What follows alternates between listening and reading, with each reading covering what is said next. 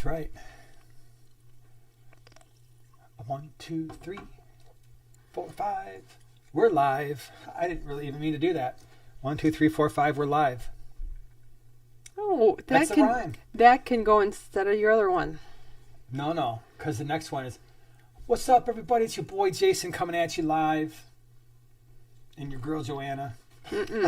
Leave me out of that mess. Hello, everybody. How are you? Glad you're here. Thanks for being here, hanging out with us on a Wednesday evening. Howdy, howdy. Hope you're all doing really well. Let me go ahead and just get my other electronics all set up over here, because that's what we're trying to do. All right, I think we're all better now. So, hope you're doing great. Us, we're going to hang out and talk fish today. We don't have a special topic tonight. We're just going to be hanging out, answering your questions, talking about cool things. Yep. Ty says y'all do giveaways. Yes, we do. We've actually got not one, but 2 giveaways tonight. So can't wait for that. That's going to be happening there pretty soon in a little while. Pretty soon in a little while. That's when that's going to be happening. So that's the dealio. Things that have been going on as always. So we always start with things that have been happening in the last week. Video-wise, Sunday, a lot of people were asking for, a while back I did a top 10 common fish that are actually hard to keep.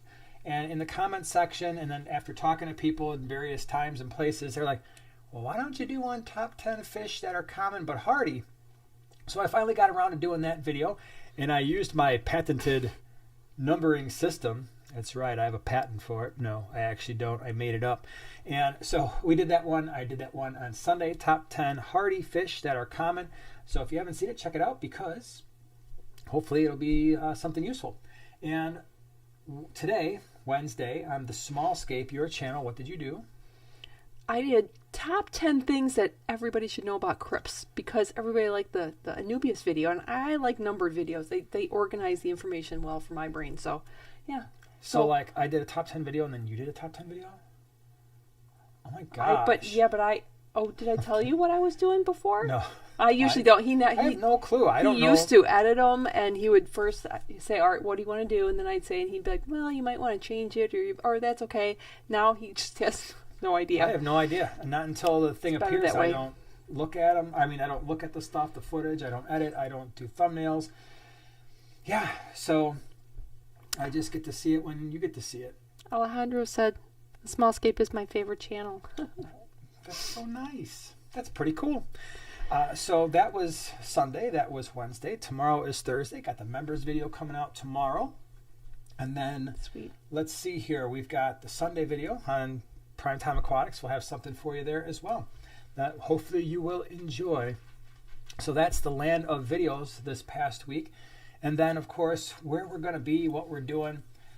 First of all, thank you to everybody who came out to the Greater Chicago Cichlid Association swap last Sunday. It was a wonderful crowd. It was the last one of the swap season. They won't have another one until September of this year. And so weird. Now, like the 2 biggest swaps, Quad City and GCCA, they kind of died down. I actually don't mind that at all.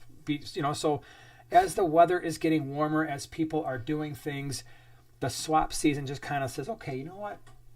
Everybody take a break. And because it's a lot of work for everybody, for the vendors and for the people who run the swaps and all the volunteers and everything. So it's nice that as the weather gets nice, we get a little bit of a 3 or 4 month break before swap season really picks up again in full gear in September. The one thing that does happen in our area, and I think it's somewhat unique to our area, is the Greenwater Aquarius Society still runs their swaps in the summer. So we have one on the Saturday, the 15th of April. So hopefully we'll see you there. Which is a great day. I don't know if anybody, never mind. We'll get into that later. Okay. So, yeah, we'll have stuff on the website probably Tuesday-ish or so in terms of what we're going to be bringing to Greenwater. And then we have, let's see, after that. Oh, don't forget, we are going to be at the Missouri Aquarium Society meeting. I'm going to be doing a talk on how to save money in the aquarium hobby. Basically a whole bunch of different things to do, especially nowadays as everything's getting more expensive. So if you're in the St. Louis area, definitely check that out. That's the Missouri Aquarium Society. I don't know if they've given me any like promotional stuff to like post on Instagram, Facebook, and all that stuff, because I don't think I've seen anything. So I'm going to ask them. I'll ask them about that. And by the way, if you're not following Primetime Aquatics on Instagram, primetime_aquatics, or on Primetime Aquatics on Facebook, check it out, just because that's where I post most of the where we're going to be and what we're doing stuff. So it doesn't hurt just to be on there. I don't really, I'm not spamming that thing and posting 600 times a day, but usually there's at least one post a day on both Facebook, Primetime Aquatics, and on the Instagram, Primetime_aquatics. So yeah, that's on the 20th. That's a Thursday in April. So that is 2 weeks from, oh my gosh, is that true? It's 2 weeks from tomorrow. Did you realize that was coming up that fast? It is. Tomorrow's Thursday, the 6th. And so, yeah, the 20th. You're good. So, yeah, can't wait to hang out with everybody in the St. Louis area. That's going to be cool. Someone just asked, what's going on the 15th? The 15th is the Greenwater Aquarius Society swap in Tinley Park. So that's what's happening there. So I think, at least for the near future, that's what's going on. The next thing after that is it's going to be it's going to be Aquashella Dallas. Of course, that's the big one. Coming up on May the 19th, 20th, somewhere in there, whatever that weekend is. I can never remember. But that one is going to be awesome. And there's only 2 Aquashellas this year. So if you're thinking about going, you've got a choice between Dallas. And then in November, I think it's November 4th and 5th, somewhere in there, you've got Daytona in Florida. So those are the 2 happening this year. Going to be awesome. What are you showing me? Well, I have a question I need to answer. What kind are those fish? What kind of? Oh, so you're showing me a video. Yeah. Of Hyphen variatus platies. Okay. I don't remember the exact name for the color, but yeah, they were Hyphen variatus platies. Pretty cool fish. So thanks. You're just because you're answering that in the live stream. Yeah. I see. Kristen, thank you so much for being a member the last 2 months. Really appreciate it. I put a seated filter outside in a 150-gallon tub where water is in the 50s. Is bacteria affected by colder temperatures? Love what y'all do. Keep it up. Well, thank you so much. Yeah, it is. Bacteria will grow slower in colder water, and they will have a slower metabolism in colder water. So just be careful when you put your fish in that 150-gallon tub that you don't just crazy not overstock it, but put a bunch of fish in there, because at least initially they might have a harder time keeping up. So you're going to want to add fish a little bit slower, just because that water is a little bit colder for them. But they'll still establish themselves, just because, in nature, we don't have a bunch of ammonia spikes going on in rivers and creeks and stuff like that just because it gets a little colder, but it will take a little bit more time. It's a good question. It was a great question, actually. So Whip wanted to know what he won. He put the number 47 in. You won a brand new car. Come on down. Right? Can you imagine? It is a 1987 Hugo. I was going to say that. No. Yeah. I don't know. I think in 87 the Hugo would have still been a thing. I don't remember the years of the Hugo. Someone's going to have to figure that out. What were the years of the Hugo? I do remember.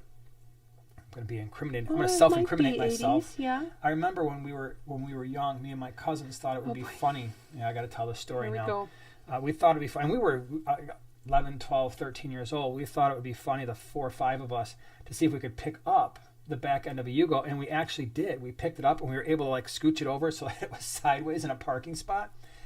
Yeah, that was the weird things we did, and we thought that was going to be really funny.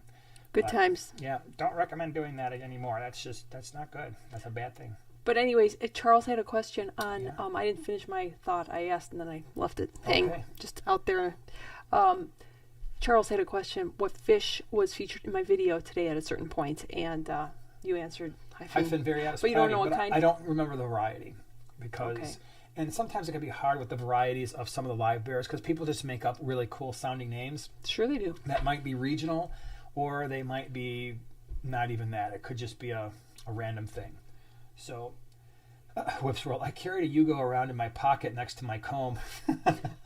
Just throw it out there and be like, all right, it's time to go. Oh, Charles, thank you so much. The Hugo was 1985 to 1992. Thank you. Okay, that's good to know. Yeah. Thank you very much. About the same size as the Lacar. Do you remember those? I remember the Lacar. I do remember that. Do you guys remember? This is a real flashback. This was going back to grade school. You would make these little origami things, and you would put answers and stuff, and you would like do them to get your life's path or something. I don't know. Like what car you would drive and. Yeah. And you got a Hugo. That's pretty awesome. I got a Lacar. Oh, you got a Lacar. Yeah. X says, I need help. just put Pothos in my tank a week ago, but they are going yellow. What could it be? So it depends. If you don't have a lot of nutrients in your tank just yet, maybe the Pothos is just a little hungry. If it is not getting light, and so it's kind of a little bit of a, I don't know, it's super tricky, but because Pothos don't need a ton of light, but if the fish tank lights are really close to the glass, maybe it's that they're not getting enough light, would you say? Could That be. be? Like if it's turning yellow? And if it's a newer tank, like I said, I would venture to guess that maybe there's just not enough nitrates and phosphates and stuff in the water just yet for it to really grow. Yeah. All right, let's see here. So what is that all that we have going on for videos and where we're going to be? I believe it is. So, as always, if you've got questions that you want answered, go ahead and put those in the little chat area. If you put the @Primetime Aquatics, it makes it a little bit easier for us to see so that we can answer your question. Aquatic Moose says, what would you guys do to control pests in a paludarium? Any idea what but might lay micro-sized eggs on the leaves? We haven't done paludariums, so I am certainly not an expert in that. No, I have no idea. And neither am I for little critters. Yeah. Melanie is here. Hi, Melanie. What's up? If the leaves are in the water, they will turn yellow too. Yeah, so maybe it could be that the leaves are in the water. That would definitely do it. Oh, yeah, I didn't even think about that. I was just assuming that it was resting on top of the fish tank lid or something, or outside the tank. Yeah, definitely, because at that point, Pothos is not an aquatic plant, so if the leaves are in the water, then it can't get enough CO2 to do gas exchange, and it would probably have a hard time releasing oxygen as well. So, and even getting light in water would be a more problematic thing. Noelle, she named it. It's the paper fortune tellers. I guess that's what it was called. This thing, you want like that? Did you remember those? Well, I know what they are. I mean, okay. We just didn't checking. make them because We did. Yeah. Zeus says, what sickness could cause fish to rub up against the decor and glass? I know most common is ick, but I don't see it yet. Been 7 days of this new behavior. So yeah, it could be ick, and sometimes it takes a little bit of time for the ick to actually show up on the surface of the fish. Often it will start irritating the gills, and that can cause them to rub up because it's irritating the inside of their gills. So just still be on the lookout for that. And then obviously that's something external. And so it's really hard to say just from the fact that they're flashing. Most external types of infections can cause that. So whether it's bacterial, whether it's a parasite, my go-tos are, and we're dealing with this right now in one of our tanks, where it doesn't look like ick. I started with ICX because that is my favorite go-to medication when treating ick. And as I was looking closer at the fish, and part of it's the lighting's a little bit off, and the angles are a little bit off, and I'm like, nah, you know what? They had the clamped fins and everything, so I started with ICX, and then the next day I was like, I don't think that's the case. They started to look a little bit more foggy, and so I threw in Maricin 1 and 2, and I always use them in combination because the Maricin 1 and 2, and I can never remember which one's got levamisole and which one is erythromycin, but one of them's gram-positive, treats gram-positive, the other one gram-negative, and since I am not taking these fish out, I probably should. I should probably take one to school and do the gram stain. I mean, I could do that any day of the week to see what it is, but because I don't know if it's a gram-positive or gram-negative, I just usually use Maricin 1 and 2 in combination, and if that doesn't solve my issues along with ICX, then you're kind of running out of firepower at that point.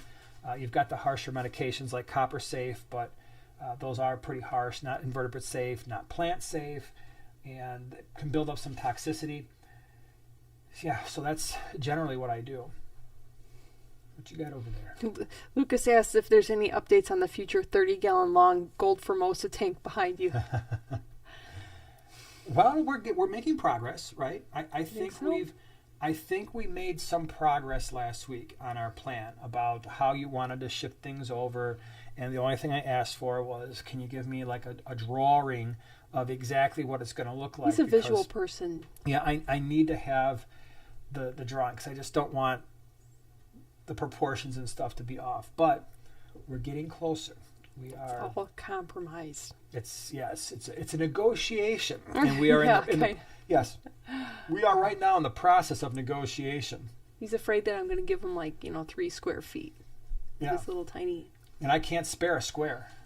I cannot spare a square. I don't know where that's from. Oh my gosh, you've got to be kidding. Please tell me you're joking. No. I think that just really hurt our negotiations. I don't know if I can negotiate with someone who doesn't know. Thank you, Lucas. Thank you. I mean, you have to known. You should have known. There, Whip, Davey, Michelle. We've got some people here who've got some good taste in TV shows. I usually get Seinfeld quotes. I just Yeah, don't. you usually I do. just don't. I didn't get that one. Julie says, I've used Prezi Pro for fish with flashing and no signs of ick. It seemed to do the trick. Good. Yeah, that's another good one for sure. Yep. Michelle says, it's only one of the best liners in modern TV history. Oh, boy. I agree. It's definitely one of the most quotable.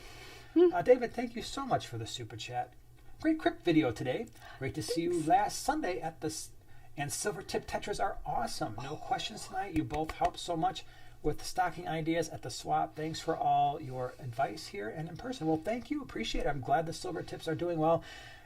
The silver tip tetra, I think, is one of the more underrated tetras. Wouldn't you say? Yes. Just because when Absolutely. they're really happy and they're in their proper environment, you get a nice, almost like a goldish tan with the bright tips to the fins, and then some of them stay more silver, right? So you get almost like two slightly different fish, but those silver tips on those fish, they really stand out. So they're usually not very expensive. They're usually pretty common. So if you haven't tried them, get them. And then they're relatively hardy too. And the one thing we mentioned this a week ago or two, the schooling behavior. They tend to stay together a lot tighter than a lot of the other tetras do. First time I saw them, that I fell in love with them. That I was like, oh, I need them. Yeah. Zuze.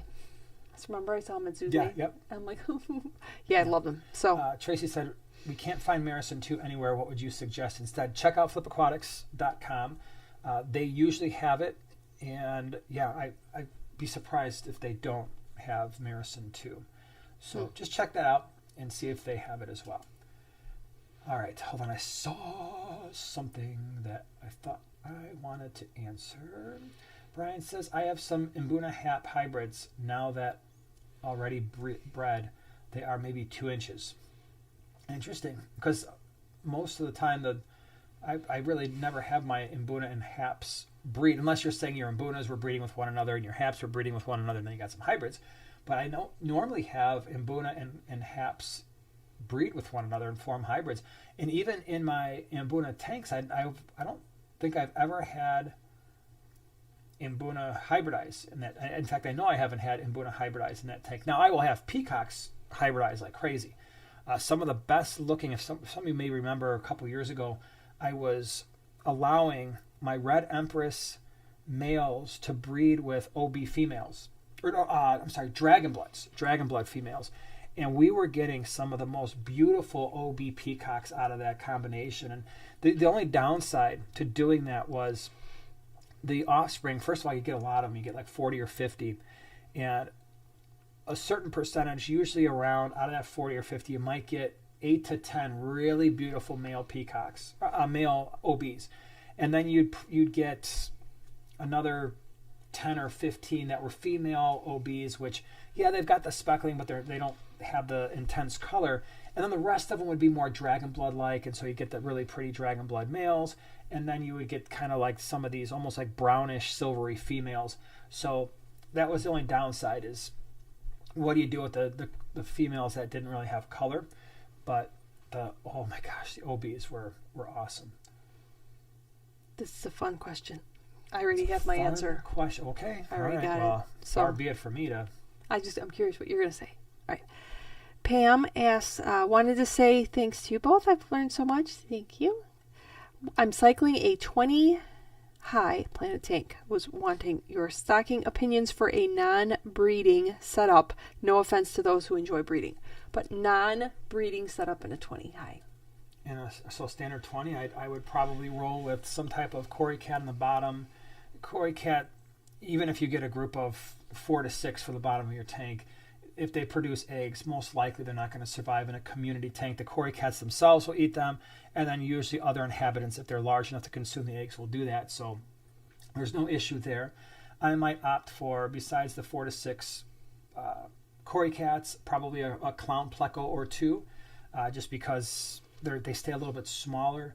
Really cool color. You're not going to see them much. Okay, so this is a fish that's going to do a little bit of work, a little bit of algae control for you. We'll have to feed them because most likely once they keep up with the algae, that's not going to be sufficient for them anymore. I think I would go centerpiece. I would do checkerboard cichlids, or checkerboard cichlid, because you don't want any breeding in those. That might be, well, even if you had a pair, I think the other fish that I would add in there might take care of that issue for you. So if you added a couple checkerboard cichlids and then did a group of something like black neon tetras or brilliant green rasboras or rummy nose rasboras, any one of those where you could do a nice group of 10 to 12, I think that would be pretty awesome, just for starters. Nails. And I think, well, whatever. It doesn't. I like them both, but I think that the black neons would eventually pick off some of those babies if the dichrosis started to breed, the checkerboards. What you got? Do you want to know what I was going to say? No. Rummy nose rasboras, Cory cats, clown pleco. Yeah, I know. So that when you hit number 2, I was like, dang it. You should have gone first. I was going to cut you off before you said the rummy nose too, but I would not have thought of the checkerboard. So that's 1 point for or you. You could do, nice. instead of the checkerboard, you could do Bolivian rams. You could do crebensis, although those they breed like crazy. So maybe I would just do males or females look good, although they don't show as much color unless you've got a group of them. If you really want to make sure you don't get any babies and you don't like the cichlid options, then you could do a dwarf gourami solo. I wouldn't do more than one. That'd be or fun. Even a group of like 4 to 6 honey gouramis instead of the dwarf gourami. Also, a really cool tank. But I really like the yellow honey gouramis. I think I like them more than the They make me ones. happy. They're just certain fish that you look at and you're just like, you know what? I am suddenly happy. Them and those rummy nose, because they look at you. I was just looking at them the other day. They just swim by and they're like, hey, how are you? Yeah. They're just friendly. They are friendly. Chris says, are scissortail rasboras the same thing as rummy nose rasboras? No. Scissortails, rummy nose Those are cool too, rasboras, though. yeah, they are very cool. I like rummy those nose too. rasboras have, the males have a very blue, like a light blue to dark blue to almost silver metallic body with a very orange head. And the tails, the tips of the tails can be very orange as well. And the females get more of like a greenish, almost like a tan green, where the scissortails don't have that color. But they're both cool fish. Love them. David says, Oscars make me happy. I was just thinking about this the other day. Yeah, they're so personable. When I originally set up the bottom 125, it was supposed to be my Oscar tank. And over the course of time, I had one jump that I didn't find until the next day. Another one I found, unfortunately, was no longer with us. And then a couple years later, the other one did the same thing. So, and it was weird because the last one that we had, it was perfectly fine the day before. And all of a sudden I come down the next day, I'm like, okay, what the heck happened here? So I've been kind of wanting to redo that mess of a tank that we've got going on with all the random peacocks, and although we've got Ruby, our female Midas cichlid, and I there's no way she's going anywhere. No, I love her. And then there's Brichardi in there now. This is a tank where you'd be like, what is going on here? Who set this tank up? I think it's actually a 135, not a 125. But here's the stocking options that I would never recommend. Don't do this. Random peacock cichlids. Remember those Red Empress, Eureka Red, OB mixes? Yeah. Well, okay, those are in there. Female Midas cichlid, rainbow cichlids, which are very, very docile. Thrictes maculopinus, which is kind of like a firemouth. We've got a small group of those, and some Brichardi that I threw in there. I'm like, okay, they'll probably just find places in the rocks, and everybody's going to leave each other alone. And it's the weirdest, craziest mix of fish, and nobody picks on one another. They all kind of stick to their own group, where you might have the peacock cichlids kind of, the males be like, okay, this is my spot, this is yours, but then they ignore the other types of fish, and everybody kind of ignores one another, and it's a tank that is in pretty much, it's in balance, believe it or not. It's crazy, but it's true. Dalton, thank you so much for being a member the last 3 months. Love today's video, Joanna. I am setting up my first small tank, a 15-gallon cube. Could I stock it with clown, killifish, and coolie loaches? I say yes. Clown killies and coolies, that'll be pretty cool. The clown killifish, make sure you got a lid because they will Oh jump. yeah, they will And- find a way out. Yep. Tiny little suckers, but they're so pretty. My gosh. Yeah, they're I got really one pretty. right now. I love him. Yeah. Love him to death. It's a pretty awesome thing. Lucas says, will a honey gourami eat hydra even if it's well fed? Looking for a community nano fish to clean some up. Maybe. It might. I don't think anything just goes out of their way to eat hydra, but it might. Now, the thing about hydra that I found is when I overfeed live baby brine shrimp, I start getting hydra in tanks, and the minute I control the live foods, they tend to go away. So I don't know if that's part of your feeding strategy is if you're feeding live baby brine in a tank, sometimes they'll grow a little bit out of control. Wendy's here. Hi, What's up? Wendy. What's up? Let's see. I just lost it. Oh, this is from Adam. I have a Blackbeard algae problem on my live plants. I've tried low light, no light, and even different types of fish that will eat it with no success. Any other recommendations? Peroxide. Yep. Hydrogen peroxide. The way to do that is you'd have to lower the water level so that the plants are exposed to the air. So your hopefully water it's change. like Anubias and stuff like that. Or remove the plants if they're Put 'em not in a rooted. sink. Yeah. And then spray them down with just straight hydrogen peroxide. Leave them out for 10 to 15 minutes. And then you can put them back in. And usually that exposure time will eventually kill the Blackbeard algae. It'll start to turn like a pinkish red, and then other fish will kind of eat it at that point. If you've got a large enough tank, which would be, I'd probably like at least a 3-foot tank or larger, you could try Siamese algae eaters. They do eat Blackbeard algae. Like I said, we had two. I don't know if I told you what happened. We had two fairly large and actually quite old Siamese algae eaters in the bottom 125, where there's a lot of algae, right? Yeah. Blackbeard. And they cleared off the back glass. They were clearing off the wood and the rocks. And then I noticed the other day that the hang-on back filter that we have, we've got a couple sponge filters on that tank and a hang-on back filter just to kind of keep the water looking decent for mechanical filtration. And I noticed that it wasn't really running. I'm like, what is going on with this thing? The intake screen wasn't blocked up or anything. The filter was running, but there was almost no water flow. So I took the whole intake tube off, and as I was carrying it to the sink, something was sticking out. A little butt. It was a face. It had been in there for a while. Oh. And I kind of just shook it, and then a big old Siamese algae eater went ploop. So what had happened was this actual Poor screen little part dude. had fallen off, Oh. and then the fish must have gone in there and then figured out, Not like, the I'm way. stuck. There's no way to get out. And so Oh now we my have one gosh. Siamese algae eater. And I'm really sad about that because those were getting to be some of the older fish in our fish room. Yeah. That That both of them. stinks. Because I put them in a 20-gallon when I did my first planted tank, just in case I got Blackbeard algae. And I would move them around. And they were happy in that tank. I think that was the happiest they'd ever been. I'm like, they're in a 6-foot tank. They're hanging out. They've got a bunch of stuff to eat. And you made a bad decision. Sorry. It really stinks, man. That does That stink. was not cool. That was not a fun morning. Because then I was like in my work clothes, and I'm like, no, I got to go to work. And I'm sad. and I'm sad. Do you want another stacking question I do. to lift your spirits? Okay. Okay, this is from Melanie. Stocking suggestion for a Dennerly Scapers tank, about 10-ish gallons. And looking for a dwarf fish that utilizes caves, working on a new scape. 10-ish gallons, you said? Yeah, so for 10, could you do the Skiffia? No, I wouldn't No? do them. No, they're a little bit too crazy. And plus, they don't use caves. A little bit, for breeding. No, not like... I would do the peacock gudgeon. Those fish will utilize the caves, and they're going to give you a ton of color. You could breed them if you wanted to, if you had a pair, but you're going to have to try to breed them. So that, by the way, that was another one that we could do in that 20-gallon. That was the no breeding 20-gallon community tank where we got that question earlier. Yeah. The peacock gudgeons you could do in a 10-gallon, at least a pair.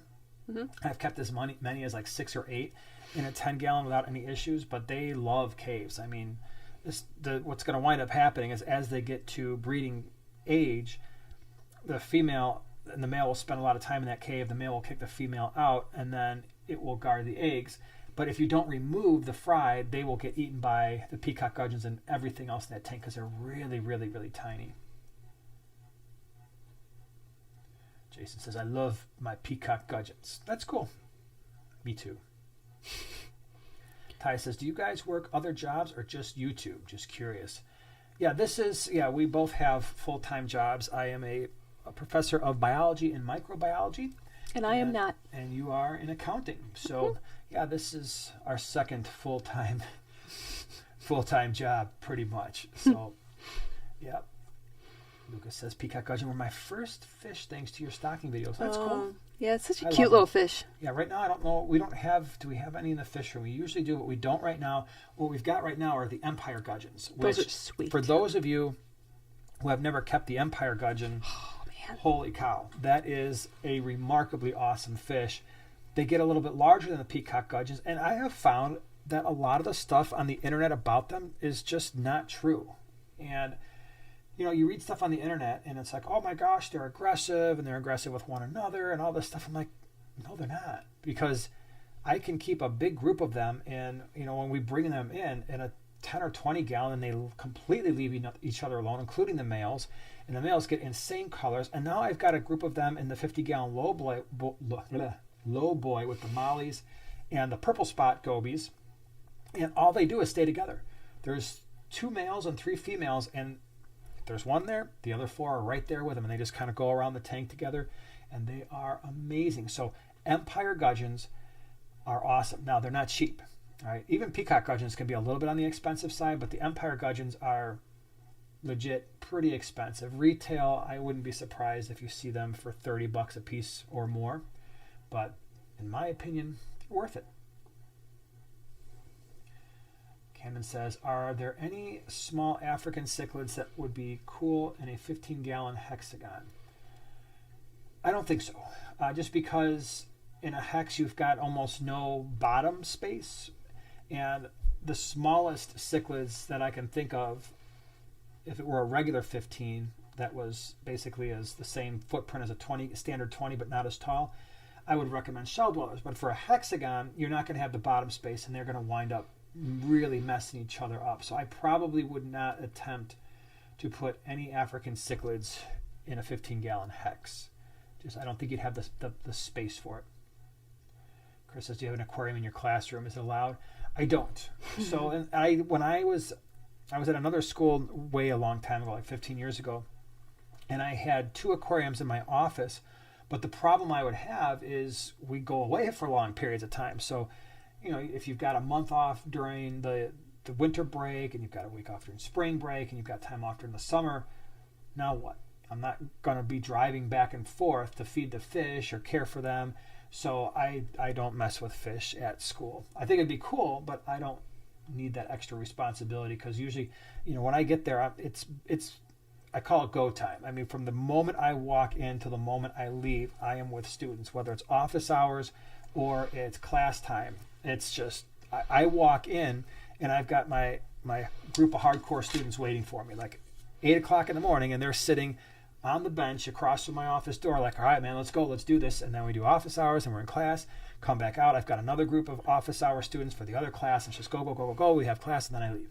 So I do not have time to be thinking about fish tank maintenance or anything like that. Ben asks, I woke up to some White Cloud Mountain minnow fry in my tank this morning. Are they difficult to raise? No, not at all. Oh, I wouldn't think so. And they look like little green neons when they're babies. Yeah, as long as you don't have any fish in the tank that are big enough to eat them, right? A lot of times the other white clouds will mostly leave them alone. But yeah, the babies are magnificent. That little stripe is like almost like a fluorescent-y bluish green. Yeah. And then they tend to lose, they will lose that color as they age, but oh yeah, they're cool. Very cool. So cute. Whip says Jason usually breaks his fish room tours up into a couple dozen parts. Yeah, I do that from time to time. Yes, he does. The lowest I've ever done was 2 parts. That'll be like, I'll do one side of the fish and then break it up to another. I just don't.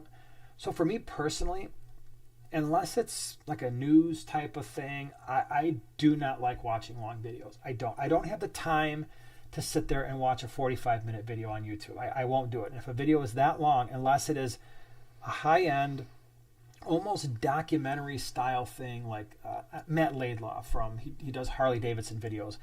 I love his videos, and some of them are more like travel vlog sort of Yeah. things on motorcycles on the West Coast, I can sit there and watch his videos for 45 minutes.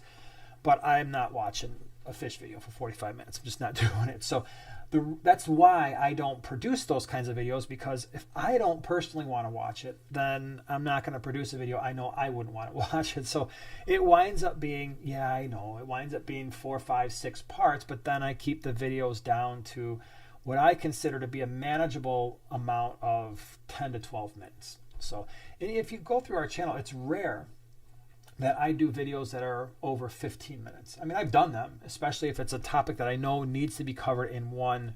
My ick video was over 20 minutes. There have been videos. The video I did with a pet, one of the best videos, one of my favorite videos I've ever done. That video was probably 40 minutes, but it was a topic that I think needed to be covered in one video. But usually they're shorter. Even like going back to my classes, when I have hybrid courses or online courses, I will break up the lectures into like 8 to 10 minute short videos and just post like 5 or 6 of those rather than one big long 2-hour video, because I can't do it. Whip's World, I wasn't criticizing. He was looking for a link and it would require multiple links to do it. I know that. I'm well aware of your sense of humor. That's why I like you. Lincoln says, every time I put driftwood in my tank, it starts to mold and grow. Slimy white algae. Any suggestions? Yeah, it does that. You're doing it all wrong. Right? That never happens. Get out of your tank fast. Yeah. No. Use like a toothbrush. I like to use a toothbrush to kind of pull it off. Or fish will eat it at some point in the next couple weeks. You know what I do? I ignore Nothing. it. I ignore it. I just let it do its thing. It's annoying for the But first if you're an week or two. aquascaper, it's a little I annoying. know, You set yeah, up this I know. nice crispy tank And you and got white goopy snotty stuff Just in your tank. like ruining your jam. Yeah. Totally understand that. Yeah, it's not generally harmful to anything. And like Joanna said, the toothbrush thing is a great idea. I just wait for my bristlenose plecos or my clown plecos or my mystery snails or anything. Odos, they'll eventually start grazing on that wood and it will go away. Yeah. Yo-yo shrimp. Would a 33 long be long enough for a featherfin squeaker by himself? Assuming that's featherfin rainbow? No, that No? is a... What's a featherfin squeaker? That's a Synodontis. Oh, okay. All right. That makes sense. Wait. Or 5 of the smaller pictus. Pictus, Pictus cats for me, they're just too crazy. They're frantically crazy. So I tend to stay away from them. They're good fish. I mean, if you like them, that's cool. A 33 long is a 4-foot tank. Although they will use height. They're one of the fish that will swim vertically as well. So it'd probably be okay. The featherfin squeaker long term might look a little big in a 33 long just because it's such a short tank. If you like those types of fish, maybe think about doing the dwarf petricola, because they look, I mean, they're a Synodontis, but they stay on the smaller side, and that might be a really good option.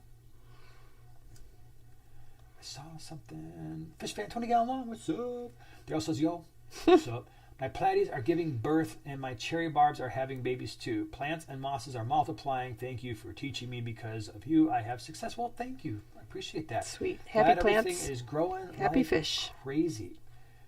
That's very cool. Matthew says, snails eat up the slimy goop algae on my driftwood. Haven't had the problem since. Yeah, and even if you don't do anything about it, that slimy goop stuff does just go away on its own, even without anything eating it. It'll eventually just fall off, and you'll gravel vac it up and stuff. Lauren says, what is the best size tank that helps with maintaining water parameters? 125, 150?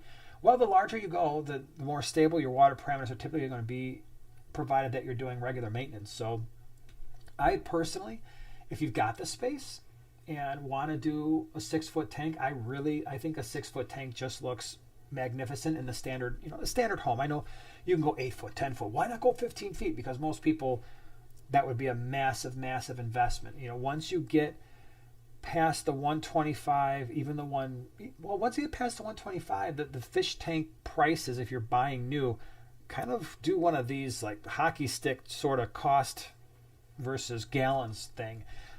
So the 125 is usually a manageable cost. It's a tank that's relatively common. The 150 is fine because you're using the same stand, you're using the same lids, you're using the same lights because it's got the same depth, 18.5 inches like the 125. Once you get beyond that, now you start getting into significantly more cost. A 180 is the next standard size after the 150. Love that tank because now it's 24 inches front to back, still 4 feet, or I'm sorry, still 6 feet, but now it's 24 inches instead of 18.5. So that's a really, really wonderful tank. But the cost for those tanks go up considerably. Like there's a big difference between a 125 and a 180 retail. RS Barry, I have a 125 I haven't set up yet. Should I use a sump filter? If you want. If it's drilled, I mean, if it's already got the overflows and stuff and you want to do that, I mean, I'm too lazy and I don't feel like drilling tanks, but I would prefer a sump more than a canister because I cannot stand. I would despise having to maintain the canister filter, and I know myself. Canister filters are fine, and if you like maintaining them or don't mind it, that's cool.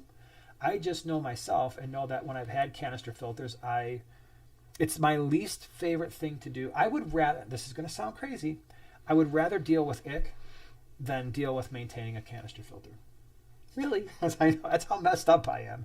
I know it's a messed up thing. I'm probably not normal in that. No, you're not. But I would rather deal with it than have to deal with cleaning a canister filter. I hate it. So to answer your question, I would much rather have a sump because sumps offer so much more in terms of versatility.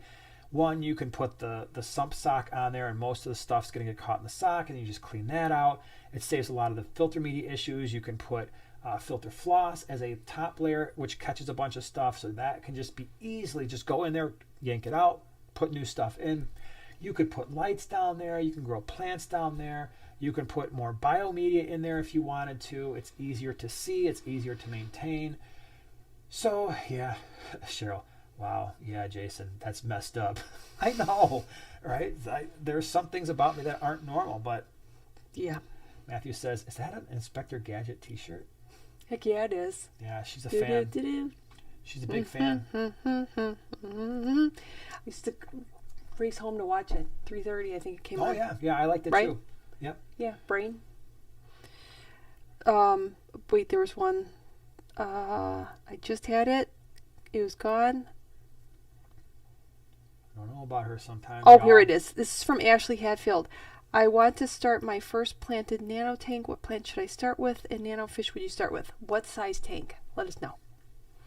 But Anubias Nana Petite is always a good thingy, right?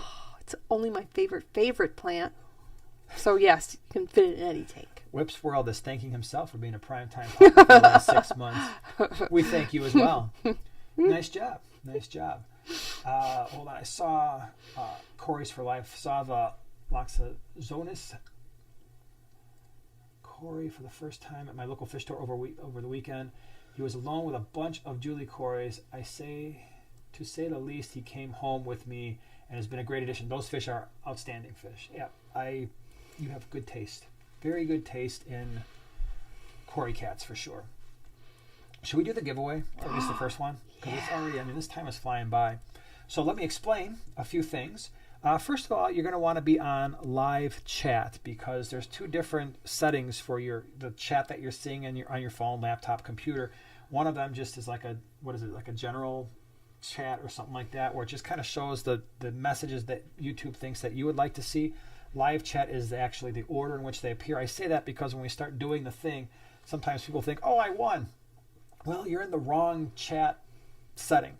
So, thing number one, this is the latest edition of Amazonas Magazine, Bon Appetit. This is a good issue. You started reading through it the other day. We actually got a couple of issues. I was going to say episodes. We got a couple of issues here. So this is a special, and this is all from people who are, all right? So there we go. All from people who are like basically experts in their field, and they're talking about how to feed live foods and how to culture live foods. Top of the line pictures and articles, and it's just really awesome. Now, as some of you know, we mentioned this like a month or two ago. We have partnered with Amazonas Magazine, and they do a couple things for our viewers. One is they give us magazines to give to you, which is pretty cool. And the other thing is in the description, if Amazonas, if you want to feel really smart and have a magazine that's fully accessible and something that's like, it's scientific and it's detailed, but yet it's accessible, right? It's something that you would be able to read and understand. And even if you beautiful pictures, look at the beautiful pictures. For those of you who are like, man, I'm really not a science person, that's okay, because they Neither am I. often break the stuff down in a way that is, like I said, it's accessible. And the nice thing is, if you really are a fish nerd, this thing is going to meet your requirements for that as well. So not only do they give us the magazines, but in the description of this live stream, if you go there, there is a link there, and they give Primetime Aquatics viewers a discount. So if you click on that link, you'll get a discount for a subscription to Amazon. I think it's like 30, I don't know, it's 30-something bucks for a year. You get, what is it, six issues a year? I think it's by monthly. Bi-monthly, yeah. And it's, I've said this before, this is my favorite magazine on the face of the earth, just because I think it's the highest quality magazine, bar none. So this is going to be our first giveaway. Now, what we're going to do, and by the way, we can only mail that to the United States, 48 continental United States. Now, what we're going to do here is the first person that is able to tell us what my number one fish was on Sunday, the number one fish, you win the magazine. What was my number one hardy, awesome fish? What if nobody... Oh, it's done. Really? It's already done. You can stop typing. Holy cow. Oh, I was thinking we'd have to give you guys some time, No, just like we'd be sitting here like... There's like, holy mackerel. Some people did some studying like after the last giveaway, because I think they're on to me now. It's like, I better study up and watch that video he did on Sunday before the live stream. Oh my gosh. Wow, you guys are crazy. I'm very proud of you. This warms my heart. It really does. Such a great fish, too. And there was like 1 million people who got it right. Maybe 1.5 million people. Even though there's 239 people watching, I know 1.5 million people would have gotten this right. So the answer, Matthew McDonald, is white clouds, and you were like 1/1,000,000th of a second sooner than Michelle, and probably just a second and a half faster than Betta Aquatics. And oh my gosh, wow. And Kat and Emma B. I'm proud of you guys. So here's the deal, Matthew McDonald, you need to send us an email to Primetime Giveaway, singular, right? primetimegiveaway@yahoo.com. Send us your mailing address, and we'll get this in the mail. Actually, I didn't want to show this one because it's going to have a reflection of all that, but we have a sealed copy, so it's not just one that we read and we're like, here you go. Although we do give those away, not the ones that we read, but we do have others that we give away that are not sealed. My Gardener Supply catalog came in. Yeah, you're not getting that one, though. I don't think. But anyway, what's this? Thanks for playing. That was awesome. We're going to have another giveaway in a couple minutes here, in a few minutes. Don't you worry. So if you didn't win the first time, don't worry. You're going to have an opportunity. Come back around. You will have an opportunity. So that was, Emma says, my brain can't even process that quick. I know. Mine neither. I would freeze. Yeah, I would have probably froze long enough just to like mess things up, right? Or that's like when, I don't know how many of you ever played Kahoot, right? Like the game where it's like a study game, or they ask you questions, you got to press the buttons on your phone. I remember one time we had a faculty Kahoot at an in-service faculty meeting. There were like 300 of us. Oh, wow. And after 3 questions, I was in the top 5, because the Kahoot will show you the top 5. And I started getting nervous. And I do this to my students, but my Kahoots are like high stakes, because if you are finished in the top 5, I'll give you a couple points extra credit for an exam. So they take it pretty seriously. And if you've never played Kahoot, it's a really cool game. You ask questions, they appear on a screen, and then on your phone, you can press the answer, and it tracks it. You get points based on how many questions you answer correctly and how fast you answer them correctly. So I was doing this thing, and all of a sudden I went from 5th place to 4th, then I was 2nd, and then there were like 3 questions left, and I was within like a couple hundred points of 1st place, and with 1 question left, I was in 1st by just like a few points, and I was just like, wham!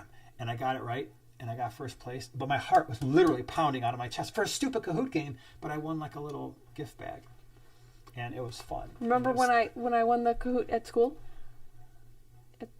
At the middle school, remember? At the concert? Yeah. I snagged myself a Journey CD. Wow, yeah, that's pretty awesome. Right here, but here. If you ever want to get stressed out in a fun way, play a game of Kahoot with a large group of people.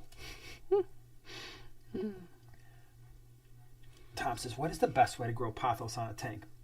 I can tell you what I do, and it tends to grow all over the place. I just take a cutting that's about that long, has a decent number of leaves, and I just cut it off another plant, stick just the stem about this far into the water, and just kind of stick it in the back of the tank, and then let it rest on the glass lid. And there's usually enough light there to keep it going.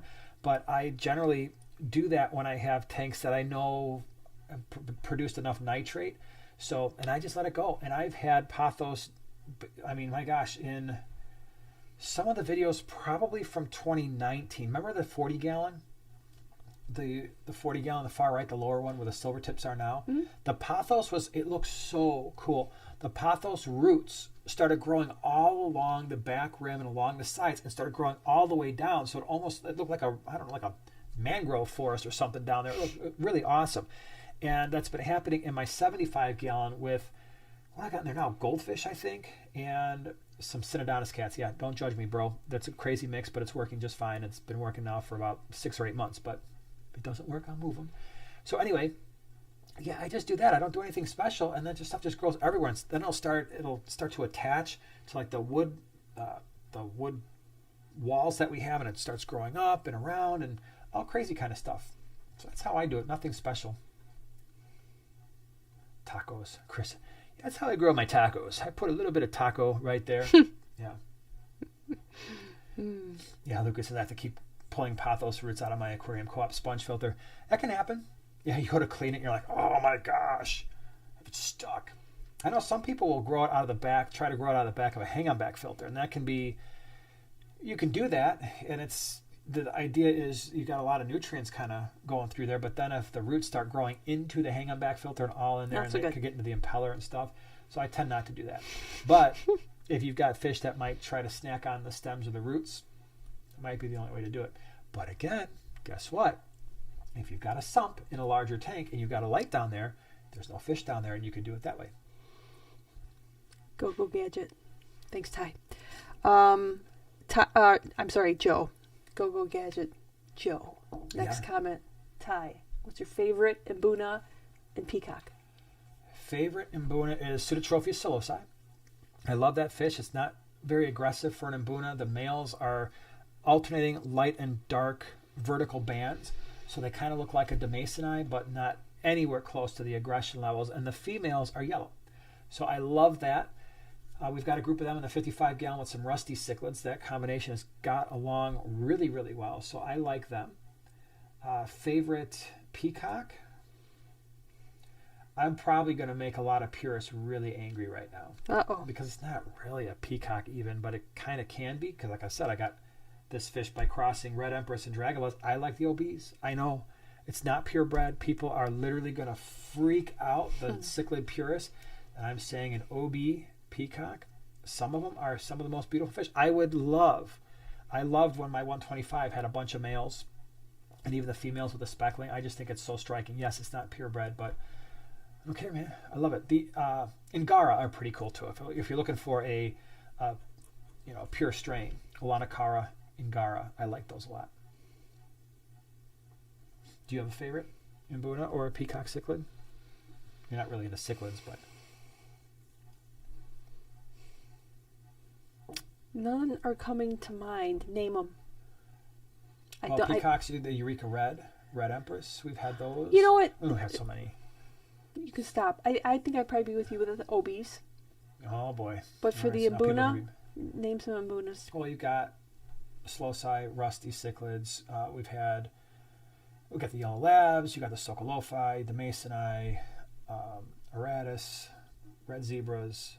ACI, didn't you like those? I did, but the Rusties. I'd have to go with the Rusties. Okay. Yeah, that tank, I just love it. I got to spruce it up a little bit, but oof, I'm a sucker for the Rusties. Yeah, they're pretty cool. Mm-hmm. Inya says, does Fritz Turbo Start work well? I need to do an emergency fishing cycle. It does. Turbo Start is concentrated. Use it as directed. And, I mean, it's not going to be like instantaneous. You got to give a chance for the microbes to kind of attach to a surface and do their thing, but yeah, that's probably the way to go. I mean, obviously, even with that, you're going to probably want to do some water changes and reduce feeding just to kind of keep the ammonia down if you're dealing with an ammonia spike right now. Or think you might because you got to move fish very quickly. you still want to keep an eye on it. Tom says, how important is the male to female ratio in a species-only Imuna tank, or does it not matter?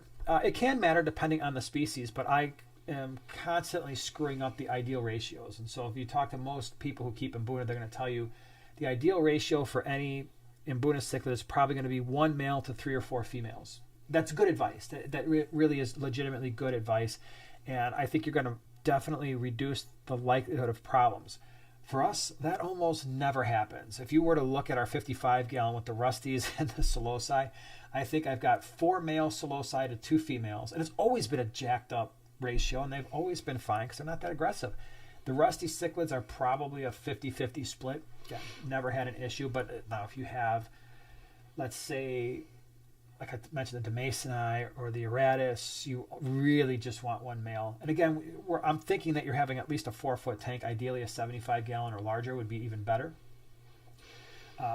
The red zebras, the males could be hard on each other, even in a 4-foot tank. ACI get really big, so it might be a good idea just to keep it to 1 male, 3 or 4 females. The nice thing about Imuna is the females are pretty. Almost always, right? There are some exceptions, but it's not like the peacock cichlids.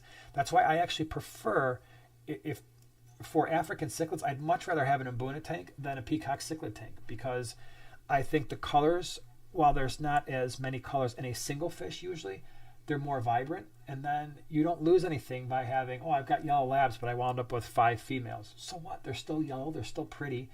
And with the peacocks, it's like, well, if you wind up with a male and 4 or 5 females, that's not necessarily a great tank to look at. It's a good breeding tank, it's a great ratio, and your male is going to be insanely colorful. But it's the only fish in there that's going to be colorful. The rest of them are going to be brown or silver or tan. So, and I don't like that necessarily. Now, again, if I'm breeding, no big deal. But if you're looking at a tank, most people don't want to look at 1 really colorful fish and then a half a dozen brown or tan fish. All right, Ashley has a 10-gallon. That's the Nano tank. She's starting out. Okay. What plants should she start out with, and what Nanofish? Well, I'll let you answer that, because you're probably going to say, I'm probably going to say a lot of the same things that you would say anyway.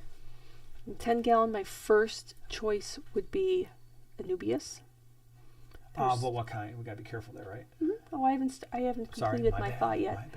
My And if it's your first one, I would take yourself right on over to the pet. If you have Petco's, they have tissue culture plants, and if you luck out, you can get some little Anubias in a cup. You get like 5 of them for $10, and they're small, but they'll grow. And if you're lucky, they'll have the gold coin. It's a really nice size. It'll max out maybe 5 inches. Of course, Anubias Nana Petite is really fun, and let's see what else. You could get some Crips. Crips would be really fun. If you stay the smaller ones, you could do crypt. I just said smaller ones, okay. Like crypt parva and crypt lutea are a couple of smaller ones, and then also even like the Willisii and Bacchetti are they'll stay relatively small too. In a 10-gallon, what am I leaving off here? Buse. Buse is a fun one too. That's very addicted. I'm just going to warn you, if you start into the Buse world, they're all different. They've got fun names like Godzilla. And I know what you're going to say. That's a good start. I mean, there's not much, you can't pack too much more in there. Once you've True, got I'm Anubias, giving Crips, options. Yeah, Buse. I'm not saying, options. Bulbitis, if you like something more of a ferny texture, that would be really fun. You? Well, if you got, all those things, and if you want something that's floating, that's easy. You got the hornwort. If you want top cover, if you're like, I want to breed guppies, so you could throw that in there if you want top cover. It's going to grow super fast. Not necessarily something I would start with, but if you find the other plants are like, okay, this is great, you could do something like that. You could put jungle val in there. You just have to trim it. I wouldn't if it's your first tank. Yeah, you don't want it, because then when you start pulling, if you do want to like deconstruct it or it's getting too full for you, you're gonna have to cut it, and then that might mess up your scape. I wouldn't if it's your first planted tank. Desert Fish, thank you so much. Buzzerfish is on a gift-giving roll lately. Thank you. Really appreciate it. So nice. Gifted 5 Primetime Aquatics memberships. And now Emma, Julie, Michelle, Bunny Viper, Wonka Vision they're all part of the clan, the group of primetimers, primetime people. That's so nice. Thank you so much. All right, let's do the second giveaway, shall we? Hot Can dog. we do that? So. Oh wait, before we didn't say fish for the 10-gallon. Oh, sorry. I still like the peacock gudgeons as a centerpiece, and I still like a clown pleco, and Let's say honey grammies. honey grammies. I also like the lamp eye raspora. Yeah. That'd be really striking with those bright blue eyes. I think that'd be pretty awesome. And then maybe the green kubatai would be pretty cool. I would do ember tetras. That's also a really honey cool grammy. Both those together would be very striking. Yeah. Or was the one I was just gonna say. The axle red eye would be really kind of fun. Yeah, definitely. Okay, second giveaway is like the first. Like I said, Amazonas, we're on a roll tonight, has given us some issues. Now, this is a back issue, so, this is, when is this from? I don't even know. But that was a good one. This was a really good one. July, August of 2020, so we're going back a ways. However, boisterous barbs. Yeah, boisterous that barbs. That looks good on a coffee table. It does. It's a coffee table book, and look at that. We got the Roseline Shark / Denison barb right here. This is going to be great reading because, again, you've got the awesome. I actually remember this one. Look at I these. do too. Look at these fish. Title. And it's not just barbs, right? So yeah, they have a main theme, but then they've got all kinds of cool stuff in this wonderful. What are these? Were these killifish? What was going on here? I want that one and I want that one. Yeah, hold on. We're gonna have to take a time out. I got to read an article. Yeah, I'll be right. Yeah, annual killies. So really cool. So this is the other one. So if you didn't win the first time around, you've got a chance to win the second time around. Again, if you didn't win and you want to see what this is all about, that discount code that we have in the description of the live stream, you'll get a little deal there. So this one is a little different. For this one, same thing. We can only do the giveaways in the 48 connected states. Are we ready? And make sure you're in all messages live chat. Yeah. So we've got some people talking smack. Like, we're going to do this. We're going to make this one a little bit easier. Number from 1 to 20, go. First one that gets the right number, here. the right number, the one that Joanna's got, in on that piece of paper from 1 to 20. Hold on. I thought I saw it already. Did I? We can stop. Yep, we can stop. We have it. We have the proper number, so hold on. Don't reveal it just yet. All right.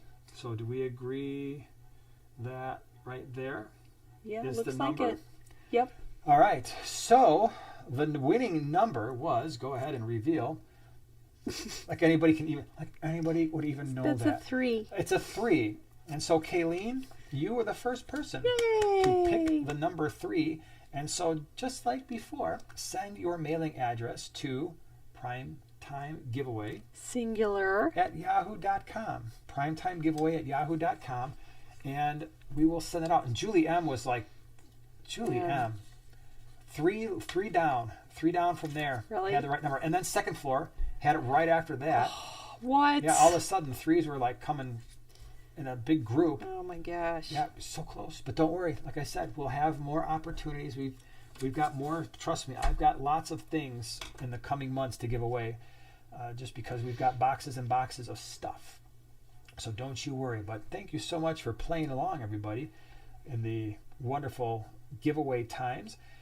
And again, if you asked a question before when everybody was typing numbers, most likely that question has been buried now and I can't get to it. Fun, bye-bye. But I did see Slamboy ask a question about the proper ratio for fish tank size to sump. I've never actually done a sump. I got lots of friends who do sumps, and that's why, based on what they do, I just like the idea of having one. I would never, like I said, if I had a large tank, I wouldn't run a canister. I would just get a drilled tank and run a sump with overflows. But in terms of the ratio, you're talking to someone who's not an expert in that, who's not even experienced in that. So I don't know a really good, like, here's the rule. I can only speculate that if I had 6-foot tank, I'd probably throw a 55-gallon sump in there. But that's just because that's what I've seen other people do. It's not because it's like, oh, here's the best way, and I've run 1,500 sumps before. And maybe someone here who's run sumps and actually has experience doing it can provide a decent answer, like a standard 125. First of all, I'd never put a sump on anything less, I think, than a 6-foot tank, because I just prefer the hang-on back filters. But if you got a 125, 150, 180, what kind of sump are you doing? 40-gallon breeder is better, 55 as sump is too tall. Thank you. See, that's the kind of information that someone who's actually done it would be able to share. So 40 breeder might be, and the nice thing is volume-wise, 40 breeder is actually 40, at least the standard 40 breeder in the United States is actually 47 gallons. So you're not losing that much volume. I was just thinking lengthwise that it might be easier to have multiple compartments. And I do know that I did a tour of custom aquariums years ago, and they have the seamless sump system where they have it kind of already broken out into sections and everything. Makes it a little bit easier. It's not glass. It's some kind of a hard plastic, which probably makes it easier to move around. Certainly easier. When I remember seeing it, it looked like it was going to be a lot easier to maintain than a standard sump made out of a fish tank. FX Show 1. What are your feelings on a 37-gallon for breeding mollies? Sure. Yeah, that would be a good tank. Yeah, it's a tall tank. Mollies tend to do crazy things vertically, so a lot of the live bears do that. So when you've got those taller tanks like the 37-gallon, or sometimes people have like the 20, not the 20, the 10 tall, which is like 2 10s stacked on one another, like the guppies, the endlers, platies. Mollies would be too small for that tank, but for a 37-gallon, it's the same footprint as a standard 29 or a 29-gallon or a 20 long, but it's really tall. And the mollies would definitely use that vertical space. Yep. Charles says, don't forget to hit the like button in the video. So if you want to listen to Charles, he's got some good suggestions there. And by the way, thanks to the moderators, Whip's here, and who I saw Oink is hanging out today. Yeah. Thank you. And Dave. Who else? Second floor. Isn't Dave here? Dave. So? Yeah. It's nice. See, I can't scroll all the way up, but thanks for everybody hanging out today. That's pretty cool. Fishmer says, love my seamless sump bulletproof system. That's cool. Like I said, I haven't used it. When I was at Custom Aquariums, they kind of went through all the ins and outs of it. And I was like, wow, that actually is a pretty awesome idea. Rocky's Pond wants to know, is it okay to keep clown killies with Blue Dream shrimp, and will clown killies breed as easily in a nano tank? So 2 things. I don't know if I trust them around shrimplets, and the other thing is I'm not sure I would trust multiple clown killies in a really small tank. Yeah. They might be a little hard on one another. Garen says, how many green kubatai rasbora in a 10-gallon with cherry shrimp? 6 to 8 at least. You could probably go 10. That'd be pretty cool. Very pretty fish. Second floor, we love you too. Short of surgery, will be here. Okay, well that's good. I hope nobody's in surgery now. Right. Oh, good luck with that. Ross says, breeding my super red pencil fish and my Asian rummy noses right now. Can't wait for eggs to hatch. You got a couple of cool breeding projects there. Yeah. So the Asian rummy nose, that's the rummy nose rasbora. Mm-hmm. First time I saw it. Yeah. Remember Agno? It's like, I want that. Yep. Yeah, that's cool. Danny, thank you so much for the super chat. I'm currently cycling a 150-gallon Rubbermaid tank for green sunfish that I'm raising. I was wondering if I could have a dojo loach as a tank mate. Probably. I mean, the green sunfish are somewhat aggressive. The dojo loach isn't the type of loach that's just going to sit around and get picked on. And usually, if you put rock work in there and stuff, so if the dojo loach wants to go somewhere and not deal with the green sunfish, you can do that. Obviously, you just got to make sure all the temperatures are appropriate for all the fish. But yeah, I think so. I think that'll work, man. Jimmy says, unless we're my 75 is looking dark and dreary. Aqua Naturals Midnight Pearl Substrate, Dragonstone, dark background. Should I change it to lighter substrate and newer light? Well, know that if you're going to change the substrate, you're completely breaking down the tank, right? So it's a big project. It's a complete teardown. My personal opinion is I prefer the darker substrate and the darker background because most fish show better color with the darker backgrounds. Not all, but most of them do, especially if you're into any type of like standard community fish, like your tetras and gouramis and that kind of thing. Most of them show better on the darker background. So what sometimes happens is a lot of fish, what they want to do is they want to try to blend as much as they can with their surroundings. And so a lot of the standard community fish will start to wash out a little bit when they're on lighter substrate. And cichlids in particular can drastically change their color. Even like the South and Central American cichlids will change color pretty dramatically. It's one of the things in our 150, our 4-foot 150 with the Geophagus altifrons, when we had that horrible blue and black gravel that you picked out way back when we first set that tank up. Yes, I blame you for that. I just had to have it. Yeah. I had to have it. It was actually interesting because the Geophagus showed really nice color because that substrate was darker, but then we took that all out and we went to more of a natural colored substrate and it lightened up a little bit. It still looks really pretty, but it doesn't actually have the same dark color that it used to have. Whip says, hey, Professor, long-time listener, first-time commenter. Glad you're here. He's commenting for the first time again. Yes. Just so you know. Oh, it skipped. Hold on. I got to find him. All right. Rookie move. I know, right? Well, I'm holding it down and it's still moving. All right. Let's see. 12 hours is clearly too long based on my weekly algae growth. How long would you keep cheap shop lights on in a given day? I'd cut it down to 9. Probably just break it up into when you know you're going to be around to enjoy the tank. If that's a couple hours in the morning and 6 or 7 hours at night, or 3 hours in the morning and 6 hours at night, start there. But 9 hours should be a nice reduction. If you're still having massive issues, then we can always switch it from there. But try that. Give it a shot. Cool. Whip. It'll be cool. Ross says, I use white sand heavily peppered with black sand. I get really good colors. That's cool. That's an interesting combination. I do like that mix. I think Whip has short-term memory loss. I think you might be right. Yeah. I think you're right, Dave. It's okay, though. Yeah. Don't we all? Did I tell a story the other day? Yeah, right. I was in class, and I went to my office to do something, and I actually had to go back into class and ask it was office hours. I had to ask my students, what was I going to my office for? And one of the students was like, you're going to put a note on your door that said we were in office hours in the classroom. I'm like, so I had to walk all the way back there and do that. I grabbed a pen and I grabbed a snack and I walked back. I'm like, this is not the reason why I walked in here. So I had to go all the way back to class and ask my students, why did I go to my office? Tragic. They're looking at me like, dude. Yeah, it happens. It happens. Hold on, I saw something. Emma B, how many chili rasboras in a 10-gallon with Blue Dreams? I have 8 right now. Go 12.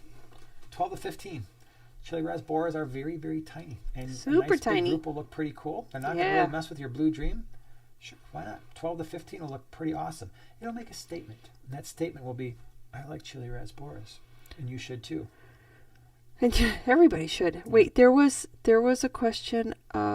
Where did it go? I can't seem to find it. Well, in the meantime, from Garen, how many green kubatai rasbora in a 10-gallon with cherry shrimp?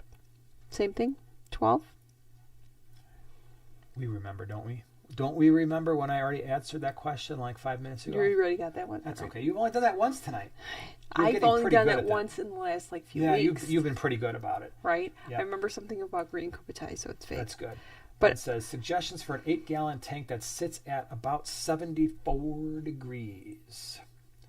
Well, it's not a cold water tank at 74, so you're still kind of sort of in that cool, not cold, tropical temperatures. So 8-gallon tank, I think you're still looking at the Dwarfs, the Chilies, and the Mira Rasboras would probably work out okay. Like these tanks here are probably kicking at around 76. We've got Dwarf Rasboras, we've got White Clouds in here. These are 8.3 gallons. White Clouds, Dwarf Rasboras, Heteroandra Formosa would be another one. The Florida least killifish, the golds, and the standards. You've got the shrimp, that'll do fine. What do we have going on in this tank over here to the far right? Oh, we've got the rice fish, which would also do fine at that temperature. So you got some options. You definitely have some options. Suzanne said that she scored, boop, boop, boop, boop. Oh, man, I won't say, Anubias congensis, Friseri, and Barterai. Sweet. That's a nice little selection, and the congensis and the Friseri are totally kind of different than and the Friseri has like a slight little ruffle to the leaves. Amazing. Great little trio. Don't you think? It is. Yes, it is. Love so, Anubias. Question, what substrate are we using in these tanks? Do you remember? Top fin black sand. Are you sure? Yeah. That was back when they had it. No, I don't think so. I don't think it would have been top fin black sand. I think it would have been Carib Sea. I don't think so. We're going to have to agree to disagree. I am 54.5% sure that is... No, that has to be. The top fin black sand does not have that smaller grain size. It's got to be Carib Sea. No. Yes, it does. We're going to agree to disagree. So it's either... I would not have... No, I would not have gotten... I don't remember getting Carib Sea black sand. No? Okay, well, I mean, you scaped them, so I'm gonna decrease my level of sureness to 46.3%, which means I'm not as sure as probably you are, since you're the one that actually poured the sand in the tanks. That's right. Actually, no, that's not true. I poured the sand in at least one of the tanks. But now I'm thinking maybe you're right, that it was a blue bag that said top fin with the little silly goldfish on the package. Yeah, but I don't think they sell it anymore. They've switched to the other one now. Imagitarium? Yeah. Is that what it is now? Yeah. Whatever their store brand is? Yeah, and I bet you it's the same as the... It's mostly the same. Well, yeah, we'll see. We'll see. Midwest says, would Bosemani, Pracox, and Dwarf, neon dwarf rainbows be okay together in a tank? Yep, they would. I've got Bosemani and the dwarf rainbows in a 75, and there's a couple other rainbows in there as well. They all just go crazy and swim back and forth like rainbows do. So it's not something I would hesitate to do. Andrew, would you mix red cherry and blue dream shrimp in the same 40 breeder? I personally wouldn't, because what winds up happening is you start getting a lot of brown shrimp. They start breeding together and you just get this weird mix. So I like to keep all my shrimp separate to kind of avoid that from happening. But they're both cool. Matthew, thank you so much for the super chat.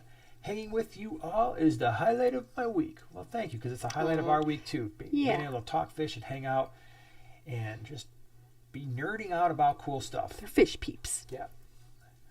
New Kid says, had 4 parts per million ammonia, did 80% water change 3 days in a row with prime and stability.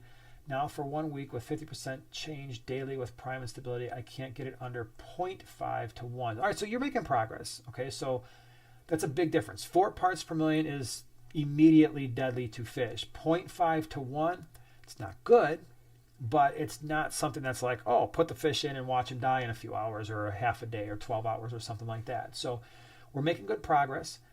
You're adding in beneficial bacteria, which is also good. So I know it stinks to have to do the water changes and it's a little stressful, but keep doing your water changes. Your 50% daily are good. Again, I know it's work. I know it, but it will get better. The other thing too is I did a video on why your ammonia test kits can lie to you, and just make sure, check out that video and just make sure that the ammonia that you're detecting is the bad stuff, the unionized ammonia, the UIA, because if it's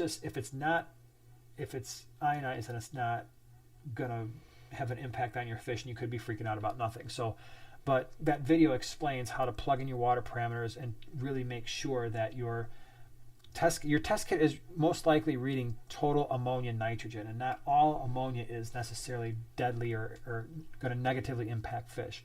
So check out that video just so you know for sure if that 0.5 to 1 is bad. It probably is. So you're still doing your 50% water changes. You didn't mention feeding, but often reducing the amount of feeding will help, because fish are going to produce less waste, so it gives the beneficial bacteria a little bit of a chance to catch up. Rocky's Pond wants to know, is Anubias barteri round leaf the same as gold coin? Yes, I believe it is. Because they call it the same. Because I have no idea. Dan says, do you have any experience with Lepidolamprophagus, my 20-gallon long? I think I might have had that fish at one point, like 4 years ago, but I might have only had a few.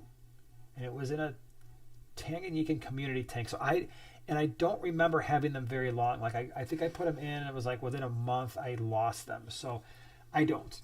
But the fact that you have 60 fry, that's pretty awesome. You're doing something right. Yeah. Oop, that's jinx. cool. Mm-hmm. Penny says, best food option for shrimplets. They're not picky. So in our Blue Dream breeding tank, our 40-gallon breeder, they get a mix of Northfin kelp wafers. I'll just chuck a couple in there, and they'll form a big pile of Blue Dream shrimp, which is pretty cool. I will feed them pretty much all the sinking pellets that we have, Bug Pro. So we feed Northfin foods. So Northfin Bug Pro. I will put in the little tiny Cichlid pellets. I'll put in the larger Cichlid sinking pellets. Sometimes I will just chuck kelp flakes in there, and that will sink, and they'll eat that. They're not picky. They eat all of that stuff, and we breed a bunch of shrimp. So it's not something I really stress. The one thing I would be careful about is some of the flake foods can have some copper in there and some metals that maybe they don't do well. So that's something to consider. Ken from Hawaii, your videos have been so helpful to me as a new fish keeper. Woohoo! Any thoughts on 3D printed caves and tunnels? Lots of love from Honolulu, Hawaii. Thanks for being here. Hello. Thoughts on it? I think it'd be pretty cool as long as everything loves you're putting in the 3D tank. backgrounds. I'm a big fan of the 3D backgrounds. So that's a cool option as long as whatever you're putting in the tank is fish safe. The only thing you have to consider with the 3D caves is making sure that they somehow can be weighed down, right? So if it's a lighter plastic, it might float. So you just have to figure out how are you going to get it to stay down. But yeah, that'd be pretty awesome. Hold on, I saw a question. Legion says, is guppies and shrimp in a 10-gallon a bad idea? Will the shrimp be able to breed? Probably not. The guppies will most likely eat the shrimplets. You'll have guppy babies. That's for sure. Like the shrimp aren't going to eat the guppies. I suppose that's good. But I don't think you'll see a lot of breeding with the shrimp long term. Rink's Shrimp Farm has said powder flake food for shrimplets higher survival rates. Sweet. There you go. Mm-hmm. I would trust what Rink says because that's his game, man.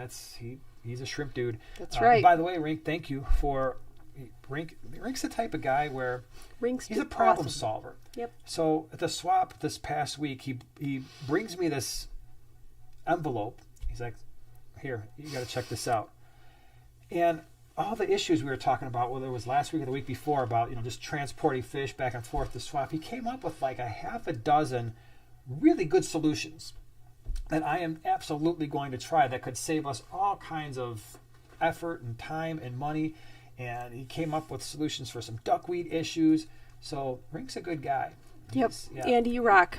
Yep. Thank you for that because I've got the envelope and now I've just got to go through and start trying. Now, of course, the weather's getting warmer, so I can't really try some of the stuff you suggested. I'll have to wait until the fall, but believe me, those were some good ideas. I can't wait to try them out. Okay, let's see here. Chris says, what species plays your sympathy card for food? Who is the best actor? Right now in the fish room, there is nothing even remotely close to the volcano tetras. Those volcano tetras we had on the website that we're selling, I got in a group of them. They were so put easy them in a to 20 catch. long. And I have never in my life seen a non-cichlid so food motivated. They get so excited that they press their noses up against the glass and their little tails are going super fast and they're all just like, they're starving. Yeah, they're like, please. And you put food in and within like 3 seconds, I mean, I put a big handful and I put it towards the back of the tank and the hang on back filter blows it everywhere. And it's just this explosion of volcano tetras and they annihilate that food inside of probably 15 seconds. I'm like, are you kidding me right now? So those guys right now, they've kind of got my heart. Very rare fish. Very expensive when you can find them, and if I see them again, I'm going to get more of them because I'm going to get a group. I'm going to put a group in the 150 with the Geophagus and see how they do. But they're insanely awesome. But yeah, those are the ones. See, I don't know if they could hold a candle up against mine. My betta red. Yeah, it's like I've never fed her ever. Yeah, ever. She goes a little crazy too. She but does. Not like those fish. Those fish are insane. Yeah, well, Yep. Yes, says, what should I do with overgrown duckweed? Well, I can tell you what I've been doing, or what the kids do. What the kids, they're not kids anymore, they're teenagers, but they're got a net and they're scooping the stuff out, squeezing the water out, and chucking it in the garbage. That's what they do right now. So, but we've got some other things that we're going to try, but yeah. And you've done videos too, where didn't you use a comb or something? To get rid of duckweed? Yeah. Yep. Works great. It's a cheap comb. Yeah. And it's really satisfying. It is. All right, we're going to do a couple more questions and we'll call it a night because it's getting kind of late. Ring says, any flake food you like? I use a coffee grinder to make it a powder. Nice. And that's really good for tiny, tiny fry too. Yeah. Chris says, feed it to your outdoor plants. Yeah, you could do that. You could use it as a fertilizer. Freshwater says, what's your thoughts on goldfish, fancy and standard? I've got a 75 gallon with, I think there's 5 fancy, just standard, well, I say standard fancy, but your regular fancy goldfish. I'm not a big fan of the ones that get really, really, really, really round and they can no longer even swim, so they're just kind of sitting there at the bottom of the tank. I wouldn't personally keep those. If you do, that's fine. That's cool. But it's not something I would do. The standard goldfish, like the comets and the standard goldfish, get really big. So a lot of people aren't prepared for a fish that can grow 12, 13 inches. And so you need a really large tank for those fish. I had a group that I rescued in a 40-gallon breeder. They were actually in a 20 long, and they were probably that big. I mean, it was one of the first videos I did. It's like, are goldfish right for you? And they were really pretty. They were actually feeder goldfish that wound up just growing and looking awesome. And I had to move them out of that 40 breeder because they were getting too big. I think I had 4 or 5 of them. I was either going to move them into one of my 125s or give them to somebody who had a pond. And I wound up giving them to somebody who had a pond because they just looked really cool. So, yeah, but the fancy goldfish obviously don't get quite that large, but they still need a big tank. And I think that's another thing with the goldfish is a lot of people don't appreciate how big full-size goldfish, even the non-comets, can get. They start looking pretty cramped in a 29-gallon or even a 37-gallon. So a 40 breeder is a great option for like 1 or 2, and then a 4-foot tank. Like I said, I've got 4 or 5 now in a 75-gallon, and I like it a lot. Emma she's heading out. She's going night-night. And M&C Aquatics has a question on another stacking question. Thoughts on a 60-gallon with 20 rummy nose rasbora, 15 rummy nose tetras, 2 female and 1 male blue acara, and a group of 6 angels in a 60-gallon. You'll probably be okay for a while. You just be prepared to move some of the angels if they start fighting with one another, if you've got multiple males and they can't figure out spacing. So most likely you'll move some of them. With is it electric blue acara or standard acara? I mean, it doesn't matter. You might just want to have a pair, right?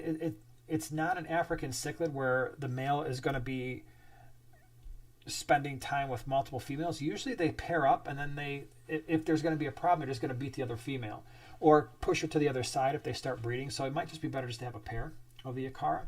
But it's a cool tank. I mean, the fish, the acara and the angelfish and the tetras and the rummy nose and all that stuff, they're going to get along fine. But you just have to keep an eye on the number of angels and be prepared to move some if they don't get along. And I would just keep the pair of acara. But that'll be a cool tank. All right, hold on. I saw. Are you going to do a video on that volcano tetras? I am. Yeah. So the plan when I brought those in is obviously they had to be quarantined, and now they've been in quarantine for, I don't even know, 8 weeks. So I feel safe because these fish are going in with the Geophagus. I cannot afford to have those fish bring in some kind of a disease. So now that they've been in quarantine for 8 weeks, I'm going to move 10 or 15 out into the 150. And once that happens, and I want them to get a little bit larger because when I do species profiles, ideally I would like the fish to be pretty close to full size, and they're close. They're really close. But I want them to get in, settle in, and yes, I will do a species profile because there's basically, you're right, there's nothing out there about those fish. Because they are pretty rare. All right, everybody. I think we're going to call it a night because it's getting late. And I'm sure some of you would like to go night-night. And you probably are are ready to pass out on us here because she's an early riser. Yeah. But anyway, we're going to be back same time, same place next Wednesday. Hope you are there. We'll see if we can do maybe some more giveaway stuff because that's fun. Yeah, because it is fun. But thank you for all the super chats and things, and the moderators for hanging out and all the great questions. I always love it when you bring the awesome questions. Just keep thinking of them and bring them next week if we get a chance to answer them. Hopefully we'll get a chance next week. Have a great week, and we'll see you in 7 days. Bye. Bye-bye.